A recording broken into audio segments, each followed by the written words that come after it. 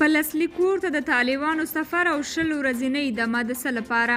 طالبان هلته څه کوي او د دې سفر په اړه د نبیل، مجید، قرار او شاپوربختیار ترڅنګ نورو څه غبرګون ښودلی دی؟ دا هر څه په دغه ویډیو کې وګورئ او چینل هم سبسکرایب کړئ.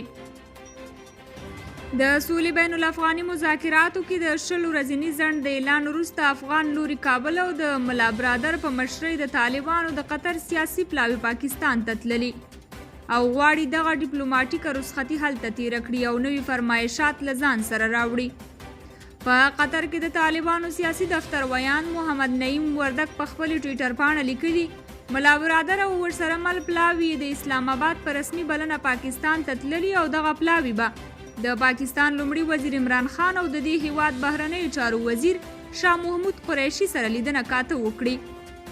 خو د دوی دا سفر د افغان سولې او جګړې د مسیر ټاکلو لپاره ترسره کیږي. که څه هم اسلام آباد او پاکستان د طالبانو اصلي کور دی، هلته یې کورنۍ دي، هلته یې جایدادونه دي، تجارتونه یې روان کړي، هلته ورته زیات سهولتونه برابر شوي او ډیری پټ پټې کتنې کوي خو دا سفر یې د افغانانو له سخت غبرګون سره مخ شوی دی. طالب مشران به له دې سفر وروسته په پاکستان کې بیلابیلو ایالتونو ته ځي، له پوځي او استخباراتي مرکزونو به کتنې کوي او غواړي دغه 20 ورځنۍ رخصتي په ارامه هلته له خپلو بادارانو سره تېرې کړي او بیا نوي فرمایشات افغان حکومت ته وړاندې کړي. دوی به د دې سفر په ترڅ کې له پاکستاني لوري سره افغان جګړه او سوله باندې پټې مشورې وکړي چې د جګړې لپاره څومره امکانات ورکولی شي او د سولې لپاره څنګه تګلاره انتخاب کړي چې د پاکستان ګټې پکې خوندي وي. بله مسله دا چې جنګي طالبان له ملا هیبت الله سره راضي نه دي، د هغه په مشرۍ د طالبانو تحریک کمزوری شوی او پاشل شوی بولي.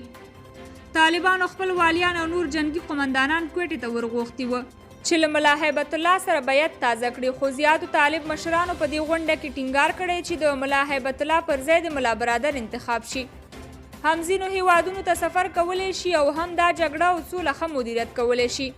هغه بله ورځ د افغانستان سیاسیون په پاکستان کې بیا عمران خان او د ISI مشر په کابل کې پرون خلیلزاد په پاکستان کې نن ملا برادر په پاکستان کې او بله ورځ به بیا ډاکټر صاحب غانی په پاکستان کې وي.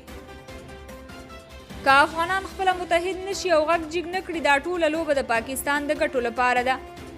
شاپوربختیار لیکلي غلامانو نور به څومره خپل پاکستانی توپ پټوي، خپل کور او ماشومانو څنګ ته چې لاړ شي او یا مو بادار سره مشوره کولو لپاره لاړ شي نو بیا ورته د رسمي سفر نوم دی. مجید قرار بیا لیکلي د قطر مذاکرچیان د کرسمس پر رخصتیانو کورونو ته لاړل، معنا افغانان وطن ته راغلل او پنجابیان خپل همیشني کور یعنې پنجاب ته لاړل. لا تر اوسه معلومه نه ده چې پاکستان ته د طالبانو سفر به د افغان سولې او جګړې لپاره څه پیغام راوړي. د سولې خبرې به چټکې شي او که به جګړه